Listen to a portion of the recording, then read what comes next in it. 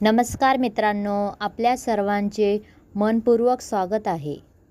आज आपण जाणून घेणार आहोत 2026 मध्ये आषाढी एकादशीचे महत्त्व आणि या दिवशी कोणती पूजा करावी, व्रत कसे पाळावे, कोणत्या गोष्टी टाळाव्यात आणि भगवान विठ्ठलाची कृपा मिळवण्यासाठी कोणते उपाय करावेत।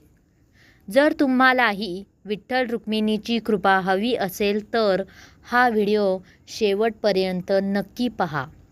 आषाढी एकादशीचे महत्त्व। हिंदू धर्मामध्ये आषाढी एकादशीला अत्यंत पवित्र मानले जाते। या दिवशी लाखो वारकरी पंढरपूरमध्ये विठ्ठलाच्या दर्शनासाठी पायी वारी करतात।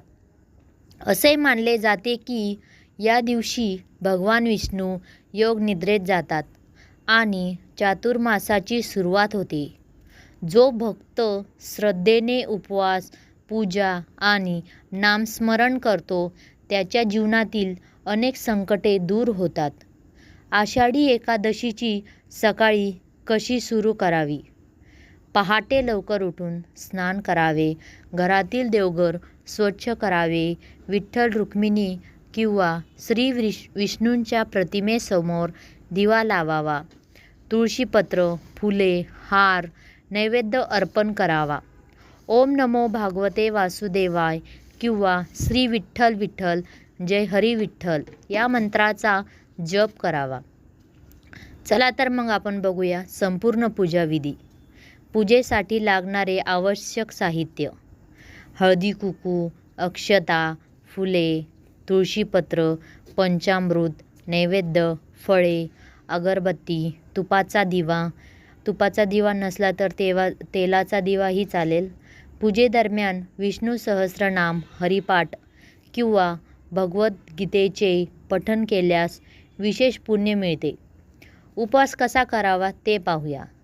आषाढी एकादशीला शक्य असल्यास निर्जला उपवास करावा।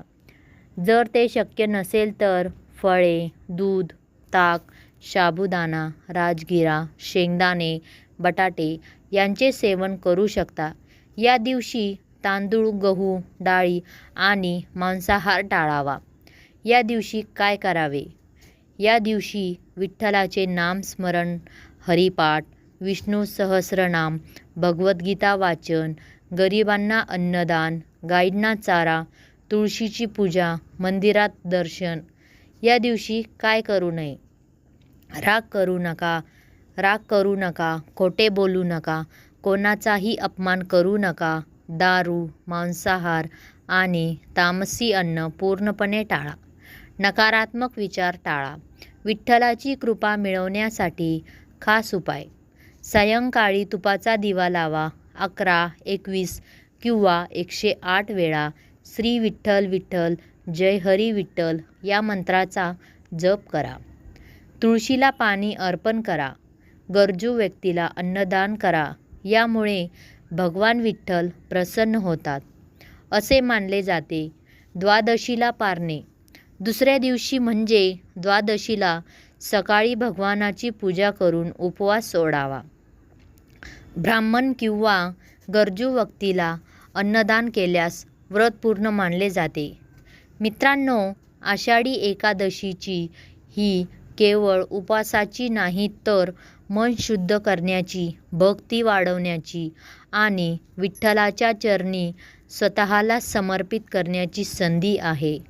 मनापासून केलेली प्रार्थना आणि नामस्मरण कधीही वाया जात नाही। भगवान विठ्ठल आणि माता रुक्मिणी आपल्या सर्वांच्या जीवनात सुख, शांती, समृद्धी आणि आरोग्य प्रदान करो। रामकृष्ण हरी, पांडुरंग हरी, श्री विठ्ठल विठ्ठल जय हरी। जर हा व्हिडिओ तुम्हाला आवडला असेल तर लाईक करा, शेअर करा आणि चॅनलला सबस्क्राईब करा आणि कमेंट बॉक्समध्ये नक्की लिहा श्री विठ्ठल विठ्ठल जय हरी विठ्ठल। धन्यवाद। पुन्हा भेटूया आपण अशाच एका भक्तिमय व्हिडिओसाठी। धन्यवाद।